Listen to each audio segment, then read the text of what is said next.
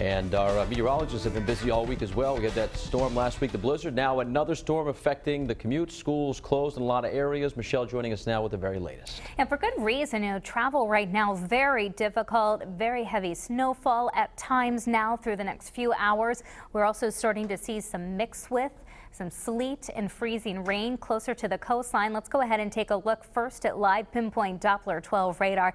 And you can see where the snow over the last couple of hours has picked up in intensity. We're now into that time where we're looking at snowfall rates of 1 to 2 inches an hour. One of the tools that we use here that can help us determine where the mix with and change over to sleet and freezing rain is occurring is something that I mentioned called the correlation coefficient. And this is showing where you see those bright yellows going from the reds to the bright yellows, where the mix with sleet and that changeover to freezing rain is occurring. So along coastal Connecticut and now up along parts of the coast of Rhode Island as well. And this rain snow line, I should say snow and sleet line, will lift north over the next few hours. And I think make it probably all the way into northern Rhode Island before the cold air starts to come back and we transition over to snow once again for the evening commute. So the bulk of the precipitation, the heaviest of it, is this morning through the mid-afternoon hours. Then it'll be tapering off this evening. It's a faster moving storm than the blizzard last week. The snowfall will be a stickier, heavier snowfall compared to last week as well, because the temperatures will be warming even though it's a pretty dry snow at the moment.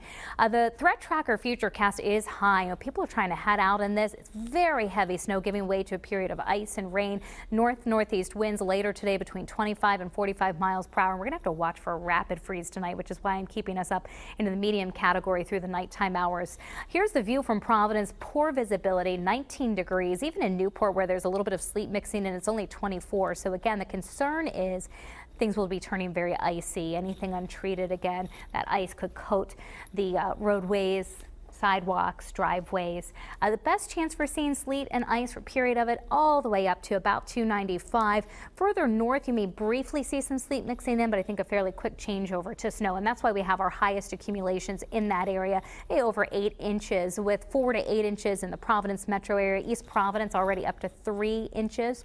So we're getting close to at least the low end of that amount, and at the coastline, 2 to maybe isolated amounts up to 5 inches, but I think it will be tougher to accumulate there as you're already starting to see that mix with and change over to snow. On the satellite and radar, I want to point out a couple of things. Notice the bulk of the steady and heavy precipitation are racing across Pennsylvania right now. So this is a storm system that'll track quickly along and just south of our area. As that low pressure brings in enough warm air that we transition over to that sleet and freezing rain, and you can see it pushing all the way up to the Rhode Island, Massachusetts line up to the north of us here. So at noon today, already starting to transition back to snow, and that happens north to south through the afternoon. At 4 o'clock, the intensity of the snow is winding down, but the temperatures are crashing. Anything that's damp this evening will freeze up very quickly as the temperatures go from about 30 to 34 degrees during the late morning, early afternoon hours, back to about 8 degrees overnight tonight. Tomorrow is going to be